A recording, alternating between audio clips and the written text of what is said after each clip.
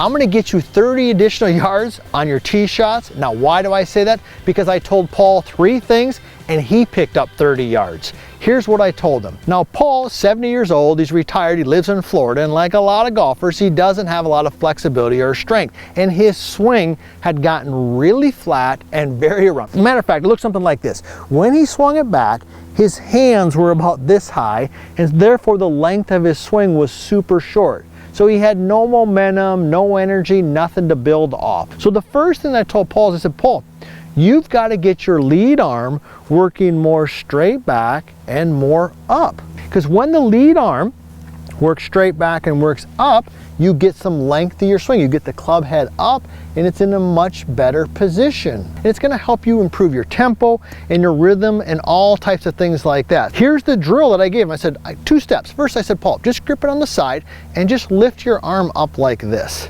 Because I wanted him to feel, I wanted to remind his body that his arms can actually work up.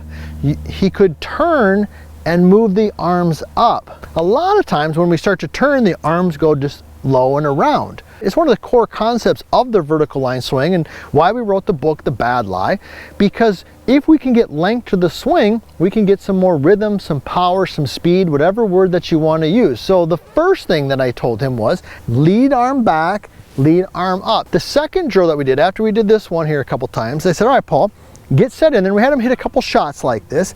Get set in there, maintain your posture, but just lift your hands up so that they're about the same height as the buttons on your golf shirt. Here, and then turn and take it up. How's that look right there, Nick? Okay, Nick says that looks pretty good. I hope you think it looks pretty good. If it does, give us a thumbs up and be sure to subscribe and tell us where you're from. Once we got Paul's arms up and high, he immediately picked up probably 8, 9, 10 yards because for the first time ever, he had some length to his swing. Number 2, the second thing that I told Paul is I said, Paul, you got to get through the shot.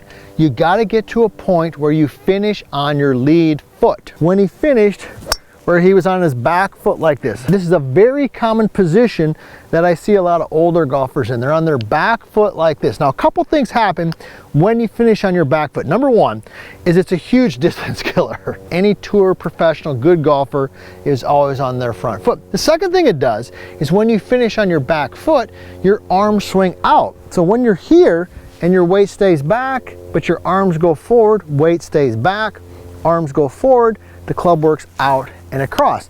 So the simple thing that I told Paul was, I said, Paul, when you finish your swing, just get your knees to touch. Let me go ahead and tee one up here, and let's go ahead and hit a shot, and then I'll tell you the last thing that I told him. So first thing is, hey, get the arms working up, get the knees touching. So here we go, we're set in here. My arms are gonna work up. All right, here we go, arms go up, knees touch, and immediately he picked up about another 8 to 10 yards because he was getting through the golf ball. The last thing that I told him, you got to swing through the ball, not at the ball. Now, what do I mean by that? Well, the golf ball is not the end. Impact is not the end. The end is the finish position. Remember when we were a kid, and for those of us who ran track, I ran track, I was not very good at it. When you ran track as a kid, what did the coach always tell you?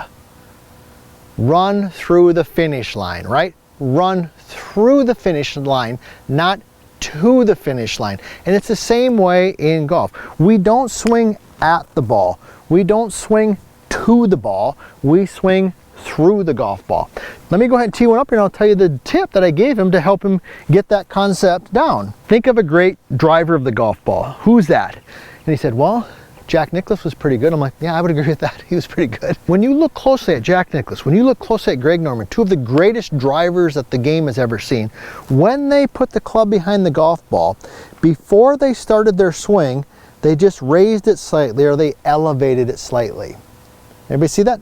Old method, new method.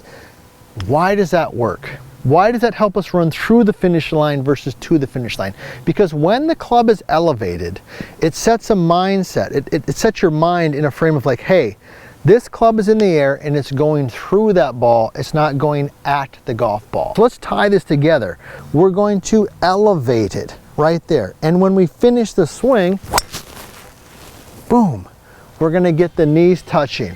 Now that we've added some club head speed to your driver, check out my next video. And if you want to personally work with us in your golf game, check out VLScoaching.com.